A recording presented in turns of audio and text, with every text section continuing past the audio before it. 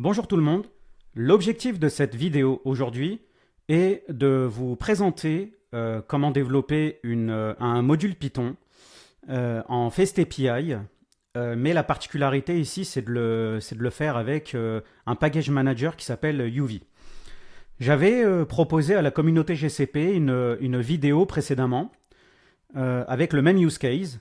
Donc mon objectif, c'était de montrer un exemple en mode real life dans lequel j'avais proposé un module avec des règles métiers et de la séparation dans le code et du separation of concern.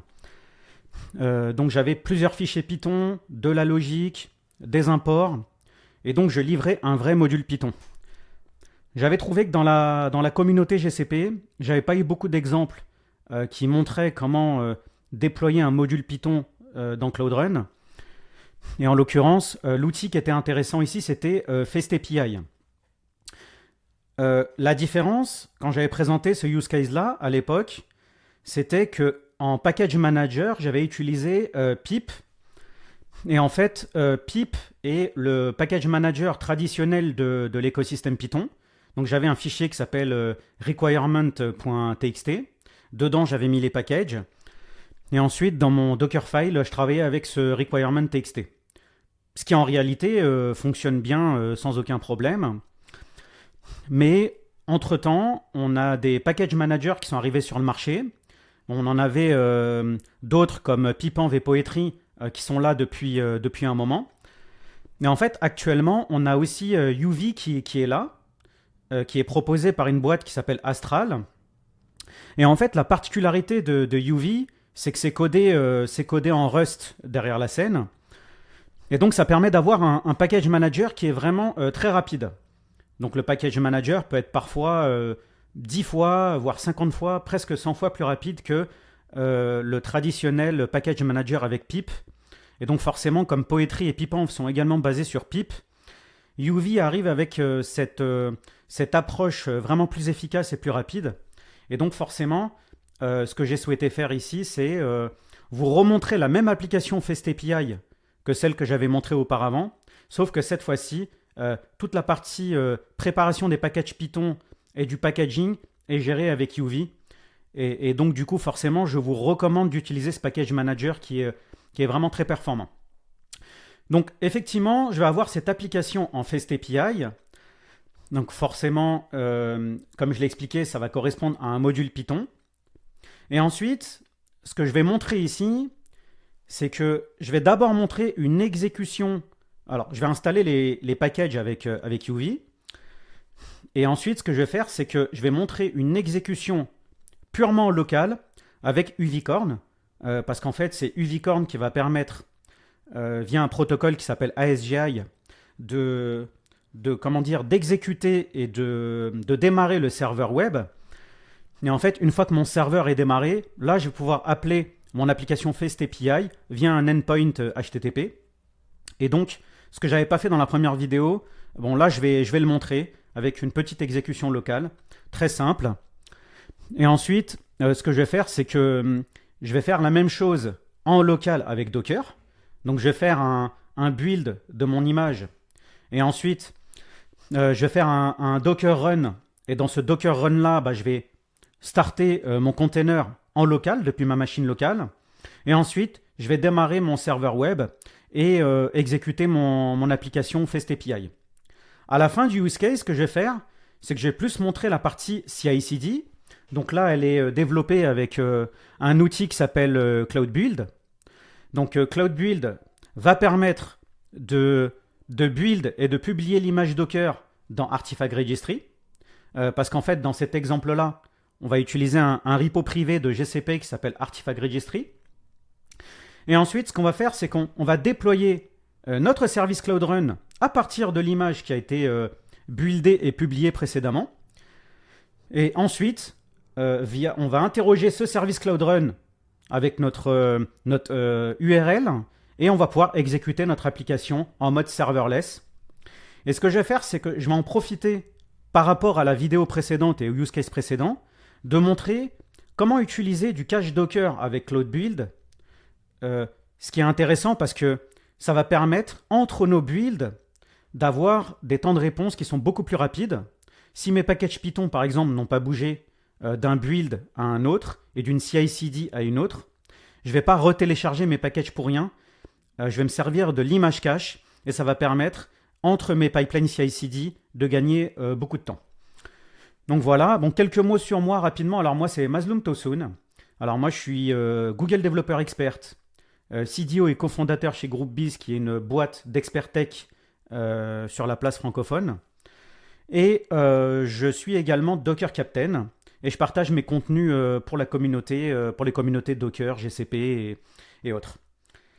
Donc là, j'ai montré le schéma. Donc ce que je vais faire, c'est que je vais aller dans le code. Donc j'ai préparé un repo et un projet dédié pour. Donc forcément, comme d'habitude, ce repo sera publié dans mon compte GitHub et je le partagerai dans la description de ma vidéo et je la partagerai également sur les réseaux sociaux.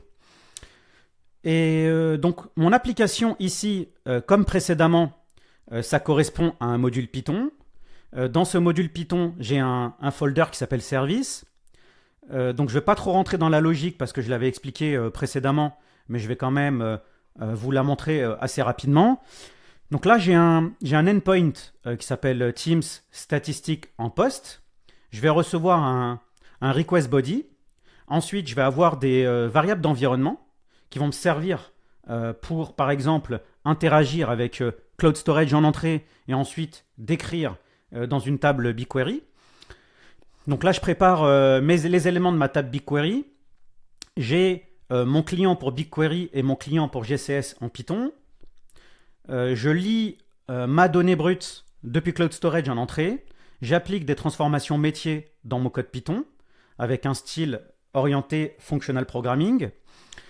Ensuite, à la fin, ce que je fais, c'est que je vais préparer ma configuration BigQuery et je vais stocker le résultat final dans ma table BigQuery et le tour est joué. Donc le code est assez simple. Donc on passe un élément en entrée de la requête HTTP, on récupère cet élément, on lit de la donnée de GCS et ensuite on stocke les résultats dans BigQuery. Donc jusqu'ici tout va bien, on n'a pas vraiment de problématiques complexes. Ce que j'ai fait, c'est que j'ai mis le Dockerfile à l'intérieur de mon répertoire. Et avant de rentrer dans le Dockerfile, je vais montrer un peu comment UV fonctionne. Donc UV est basé sur un fichier qui s'appelle pyproject.toml. Donc c'est ce fichier-là qui va contenir tous les packages Python à installer. Donc ça va également contenir des informations qui sont liées au projet en cours, la version de Python utilisée et ainsi de suite. On va pouvoir séparer les packages de testing et de développement par rapport aux packages applicatifs, comme dans d'autres package managers de la communauté Python. Et donc ici, comme je l'expliquais, j'ai besoin de GCS, de BigQuery, de FastAPI parce que mon application est codée avec FastAPI, de UVcorn parce que c'est ça qui va avec le protocole ASGI, de me démarrer mon serveur web, et d'autres packages qui vont me permettre de faire un peu mes transformations dans mon code. Donc une fois que j'ai posé ce fichier TOML, ce qui va se passer, c'est que je vais avoir une ligne de commande avec UV qui va me permettre d'installer mes packages. Bon, là mes packages ont déjà été installés, donc je fais juste UV-sync, et en fait ça va me prendre tous mes packages et ça va me les installer, et ça va me les installer dans un environnement virtuel. Donc moi ce que j'ai fait, c'est que j'utilise direnv, qui est un outil très intéressant, parce qu'en fait à chaque fois qu'on rentre dans un projet ou dans un répertoire, on peut charger des variables ou des instructions par défaut. Donc là ce que j'ai fait avec direnv, c'est que à la volée, je vérifie si j'ai déjà un venv qui est créé, parce que UV, quand il crée un venv, il crée un folder qui s'appelle .venv. Si .venv n'existe pas, je tape cette commande uvenv, donc ça va m'initialiser mon environnement virtuel, et ensuite, je vais pouvoir activer cet environnement virtuel avec cette commande qui s'appelle passadd. Donc là, je lui donne le chemin de l'environnement virtuel avec passadd, en fait. Je vais pouvoir activer cet environnement virtuel, et ensuite, je prépare des variables d'environnement. Bon, il y a d'autres façons de faire, mais cette façon-là, je la trouve assez intéressante avec direnv. Donc, à chaque fois que je vais charger, je vais rentrer dans mon répertoire, ça va me charger mon environnement virtuel, ou ça va me le créer s'il n'existe pas. Et quand je vais sortir de mon répertoire, ça va me le unload. Ça va me unload mon environnement virtuel. Donc, je peux vous le montrer. Si par exemple, je fais cd2 points, je fais unloading. Et donc, si je fais which Python ici, on voit que je suis bien dans la version Python globale sur ma machine. Et si je refais UV Faced API, donc là, on voit que j'ai rechargé mon environnement virtuel. Si je refais which Python, là, on voit que effectivement, je suis bien dans le Python de l'environnement virtuel. Donc là, on est bon. Donc ça, c'est OK. Il y a aussi un aspect, c'est que UV est très intéressant parce que on peut même installer des versions de Python directement par UV. Donc ça, c'est hyper intéressant. Donc on peut faire un UV install une version de Python. Dans cet exemple, je ne vais pas forcément vous le montrer parce que j'ai encore des projets qui sont divers. J'ai des projets qui sont parfois managés par Poetry, par Pipenv. C'est des projets peut-être un peu déjà existants ou voire un peu legacy. Et tous mes nouveaux projets sont en UV. Donc pour le moment, je délègue l'installation de mes versions de Python plutôt avec PyEnv, qui est un autre outil de l'écosystème Python qui permet d'installer différentes versions de Python sur notre machine et ensuite de choisir la version qui nous intéresse. L'avantage de PyEnv, c'est que tous les écosystèmes de code Python savent retrouver la version qui est setée par PyEnv. Donc pour des raisons de praticité, je continue de manager mes versions de Python avec PyEnv, mais parfois je peux être amené aussi à installer mes versions de Python avec UV. Ensuite, ce qu'on peut faire, c'est qu'on peut même créer un fichier Python version sur le projet ici pour dire exactement à UV, quand tu vas créer ton environnement virtuel, tu vas te baser sur cette version de Python. Voilà, donc ça c'est un peu des détails et des éléments en plus par rapport à UV qui sont vraiment intéressants. Une fois que je fais le UV sync, ça va me générer un fichier .loc. Donc comme dans d'autres package managers, on va pouvoir hacher chacun de nos packages avec un log file. Et ça c'est intéressant parce que si un jour, pour une raison X ou Y, on a une release d'un package qui change, ça sera indiqué, ce sera bloqué par notre lock. Donc ça c'est assez intéressant. Une fois que j'ai montré le lock et le fichier toml, je vais montrer le Dockerfile. Donc mon Dockerfile, je l'ai fait en multi-stage build. Je vais vous expliquer pourquoi. Donc j'ai un premier stage qui va partir de l'image officielle UV Python 3. Je set des variables d'environnement liées à UV et aussi je set mon working directory. Je le mets dans un app, dans user local app. Je set mon working directory ensuite. Et ce que je fais en premier, c'est que je vais copier mon fichier toml et mon fichier lock dans mon Dockerfile. Ensuite, je vais installer mes packages Python avec UVSync, comme je vous l'ai montré en local.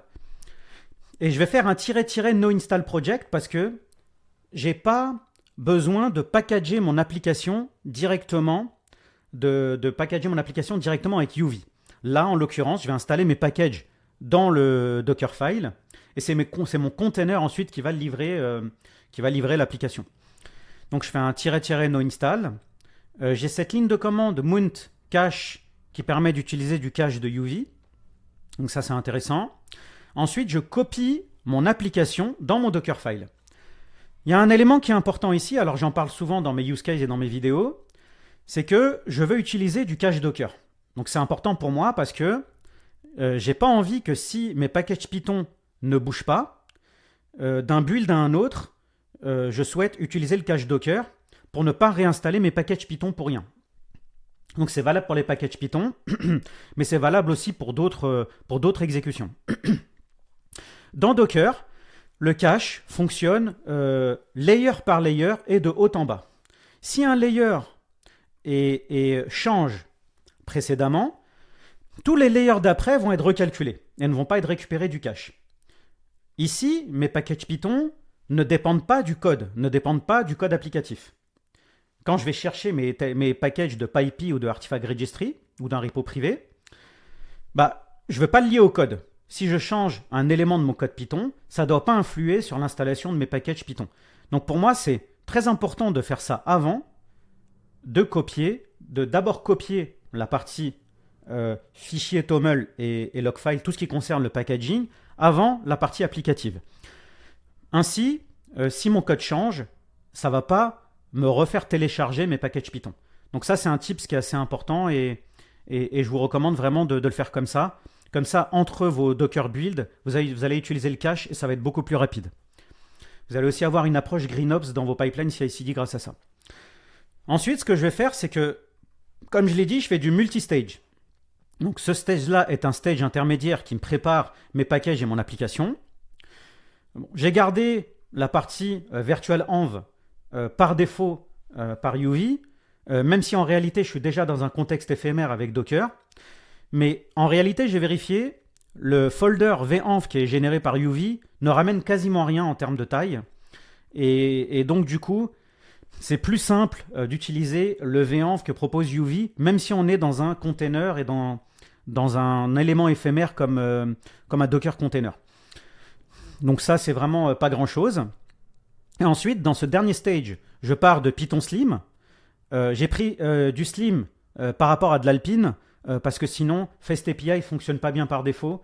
Et pour des raisons de simplicité, je prends une image un petit peu plus grande, mais au moins, ça marche avec ce qu'il faut.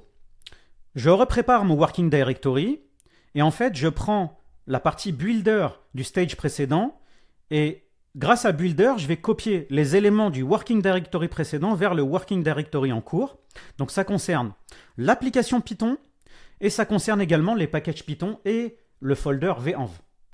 Une fois que j'ai fait ça, j'ai juste à dire que j'ajoute dans mon pass les éléments qui proviennent de l'environnement virtuel, parce que peut-être que dans mon environnement virtuel, je vais avoir du PyTest, je vais avoir des packages Python, de la CLI ou autre, et j'ai envie d'avoir accès à ces éléments-là, donc je vais les ajouter dans le pass de mon stage final. Une fois que j'ai fait ça, j'ai pas envie de runner mon application avec un utilisateur root par défaut pour des raisons de sécurité avec Docker. Donc ce que je vais faire, c'est que je vais créer un user ici, TeamLeague User. Je vais lui donner les droits sur le Working Directory parce que ce user doit avoir les droits sur le Working Directory en cours. Ensuite, j'ai juste à faire cette commande user pour sélectionner l'utilisateur. Et à la fin, ça va exécuter mon application avec ce user-là. Et c'est beaucoup mieux de faire ça que de runner avec l'utilisateur root. Donc là, j'ai deux commandes à faire. J'ai une commande par défaut, un entry point avec UVcorn. Et ensuite, j'ai des paramètres et une commande avec des paramètres additionnels avec CMD. Donc là, je pointe vers la méthode main de mon application Python. Et ensuite, je passe des paramètres comme le host et le port. Donc ça, c'est des éléments traditionnels liés à UVcorn. Donc, une fois que j'ai fait ça, j'ai fini mon Dockerfile. Et oui, pourquoi j'ai fait du multistage build? C'est que dans ma première étape, je ramène UV, ça me permet d'installer mes packages, mais à la fin, j'ai plus besoin de UV dans mon container. Donc ça me permet d'économiser de la place et de ne pas garder des éléments comme UV ou des éléments qui sont ramenés par cette image-là, et donc d'avoir une image Docker plus petite et plus sécurisée. Donc c'est pour ça que j'ai fait du multistage ici en Python. Donc, une fois que j'ai fait ça, j'ai terminé d'expliquer un peu la logique du Dockerfile. Donc là, on est vraiment très bien. Et ensuite, donc comme j'ai accès et que mon application a été déployée et que j'ai fait FastAPI et UVcorn, ce que je peux faire ici, c'est que je peux taper une commande UVcorn comme celle que je vous ai montrée dans mon Dockerfile, mais je vais l'exécuter en local. Comme UV m'a installé ça, je peux faire un UVcorn et runner mon application comme souhaité. Donc ce que je vais faire, c'est que ici, on me dit que mon application, elle est en localhost 8080, et donc je vais la démarrer comme ça. Je vais faire un /docs. En fait, FastAPI utilise Swagger par défaut, et donc là j'ai accès à mon endpoint. Je peux vous zoomer un peu la page, et ensuite en faisant try it out, je peux passer mon request body, donc je l'ai mis dans mon readme ici, je vous le montre. Je pense que j'ai accès ici au payload qui est là, voilà, team slogan. Je vais le copier-coller, je vais le mettre ici, et ensuite je vais exécuter ma requête. Donc j'espère qu'il n'y aura pas d'effet démo et que ça va bien me retourner une réponse 200. Donc j'ai bien une réponse 200 qui me dit que ma donnée a été chargée dans BigQuery. Donc vraiment très bien, on a démarré notre application localement avec UVcorn. grâce à mon environnement virtuel et UV. Donc ça me permet de faire du testing vraiment très rapide et de démarrer mon application. Ensuite, ce que je vais faire, c'est comme je vous l'ai expliqué, c'est que je vais faire la même chose en Docker. Donc j'utilise du Docker BuildX parce que j'ai Docker Desktop sur ma machine, donc j'ai accès à BuildX par défaut. J'ai seté des variables d'environnement. Et donc pour moi, ça va être très simple de faire un Docker Build et un Docker Run. Bon, en amont, bien évidemment, il faut que je sois authentifié sur GCP pour que mes applications puissent accéder à BigQuery, à GCS et tout ça. Et pareil pour mon Dockerfile. Donc là, je suis authentifié dans GCP. Je vais refaire mon Docker Build. Normalement, ça va aller assez vite parce que j'ai du cache Docker qui est activé, comme je vous l'ai dit. Donc ça, c'est très bien. C'est assez rapide. Et ensuite, je vais faire une commande Docker Run. Et comme je l'ai expliqué dans ma vidéo précédente, je vais passer des variables d'environnement dans la commande Docker Run et je vais monter en volume la configuration Gcloud qui est authentifiée. Donc ma machine locale, elle est authentifiée dans GCP avec mon user en cours Mazloom. Et je vais monter en volume cette configuration Gcloud dans mon Dockerfile, add runtime. Et ça utilise ADC, Application Default Credential, et un token à courte durée de vie. Donc c'est sécurisé. Donc pour plus de détails, je vous partagerai la vidéo précédente pour ça. Donc là, je fais un Docker Run, et on voit que ça me redémarre mon application Python. Pas pareil, je vais la réexécuter pour vous montrer un peu ce que ça donne. Donc j'oublie toujours de faire le /docs. Donc là en fait, même principe. Donc là l'application elle est démarrée avec Docker cette fois-ci. Et en fait dans mon README, il faut que je retrouve mon petit payload qui est en bas normalement. Voilà, je recopie. Et ensuite je mets ça ici. Toc toc. Je refais execute. Et normalement, ça va me donner une réponse 200. Donc là, j'ai encore ma réponse 200. Donc là, c'est vraiment parfait. Et la dernière étape de cette démo, c'est que c'est la partie CI/CD avec Cloud Build. Donc Cloud Build, je l'ai déjà expliqué dans d'autres vidéos. C'est un outil de CI/CD serverless proposé sur GCP. C'est basé sur du container et des étapes et des containers et souvent sur des images Docker, des images de base dans mes steps. Donc là, j'ai une première étape qui va avoir la responsabilité de build mon image Docker et de la publier dans Artifact Registry, qui est un repo privé de GCP. Donc là, je mets entry point bash. Et ici, ce que je vais faire, contrairement à ma vidéo précédente, c'est que je vais utiliser Docker BuildX et je vais utiliser un mode qui s'appelle et un driver qui s'appelle Docker Container. Donc ça, ça me permet d'activer BuildX en gros. Et ensuite, j'ai ma petite ligne de commande Docker vraiment simple. Je fais Docker BuildX build. Je pointe vers mon Dockerfile et je dis en fait que mon tag, ça va être le chemin d'Artifact Registry, le repo privé. Je vais faire un -- push, ça va publier mon image dans Artifact Registry. Et ensuite, je vais utiliser le cache Docker. Donc, ce que je vais faire quand même pour gagner du temps, c'est que je vais runner la ligne de commande qui permet de déployer ma CI/CD avec Cloud Build pour gagner du temps. Voilà, je vais la laisser un peu se dérouler et je continue mon explication.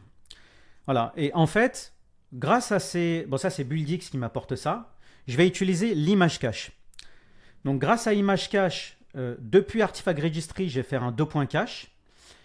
Et grâce à ça, à chaque fois que je vais lancer une pipeline CI/CD, Docker va aller vérifier la dernière image cache et la comparer avec l'image Docker en cours. S'il n'y a pas de changement, en fait, je ne vais pas faire de recalcul inutile. Je vais pouvoir utiliser l'image Docker et ne pas retélécharger des packages Python pour rien. Et si ça a des changements, ça va me refaire des exécutions, ça va me recalculer des layers et tout ça. Mais ce qui est vraiment très intéressant ici, c'est que c'est intéressant d'activer l'image cache avec BuildX. Une fois que j'ai fait ça, je prends un second step depuis l'image Gcloud. Alors là, il y a une petite subtilité, c'est que j'ai utilisé l'image Gcloud stable par rapport à la version slim, parce qu'il y a beaucoup de gens qui ne le savent pas, mais l'image Gcloud stable est plus petite en taille que la partie slim. Bon, elle a un peu moins de choses, mais elle est plus petite. Et donc du coup, ça me permet de démarrer un step avec une image Docker Cloud SDK qui est plus petite. Donc ça me permet des optimisations et plus de rapidité avec Cloud Build. Une fois que j'ai fait ça, j'ai une ligne de commande gcloud run deploy. Donc c'est la ligne de commande gcloud qui permet de déployer mon service Cloud Run. Ça pointe vers l'image Docker qui a été publiée précédemment vers Artifact Registry. Je passe la région.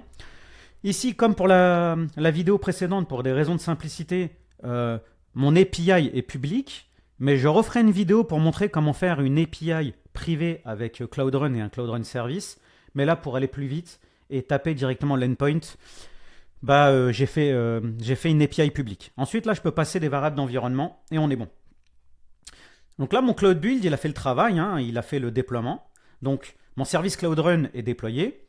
Je vais aller dans GCP et dans la page Cloud Run pour vous montrer un peu le résultat. Et une fois que j'arrive là, donc là, j'ai un service Cloud Run qui s'appelle Team League Service UV. J'accède à ce service-là. Donc là, j'ai accès à mon service Cloud Run. Je peux aller voir les métriques, les logs. Je peux aller voir à peu près tout ce qui se passe sur mon service Cloud Run. J'ai la partie networking, sécurité, le rendu YAML de mon Cloud Run. Et ici, j'ai accès à l'URL. Donc, je vais la copier. Toc. Et je vais faire un /docs. Voilà. Donc là, comme pour les exécutions locales, j'accède à mon application Fast API et à mon Swagger, mais directement avec mon service Cloud Run en serverless. Donc là, on est vraiment bien. Je vais faire try it out. Je vais aller chercher encore une fois mon petit endpoint. Peut-être que j'aurais dû le copier ailleurs pour gagner encore du temps. C'est ce que je vais faire ici, mais pas grave. Voilà. Et je vais réexécuter mon endpoint avec Cloud Run. Je vais faire execute et attendre un petit peu. Request body. Execute. Voilà. Et là, on va attendre un petit peu et normalement, je pense qu'on aura Voilà, on a bien une réponse 200, donc les éléments ont bien été stockés dans BigQuery. Donc on est bon, je pense que j'ai terminé le use case. J'espère ne pas avoir oublié d'éléments. J'ai représenté l'application Python. J'ai remontré comment faire du UV vraiment localement avec le toml, le logfile et ensuite l'exécution du vcorm. Le fait de le refaire dans une image Docker, la packager dans Docker très simplement, avec du multistage build pour optimiser. Et ensuite, en finalité, donc voilà, les deux exécutions locales avec UV et Docker, et ensuite la partie CI/CD avec Cloud Run. Donc voilà. Écoutez, c'était un plaisir pour moi d'avoir présenté cette vidéo. N'hésitez pas à vous abonner à la chaîne pour booster le travail que je fais pour la communauté GCP. Et on se dit à très bientôt pour d'autres use cases. Et je vous dis bye bye.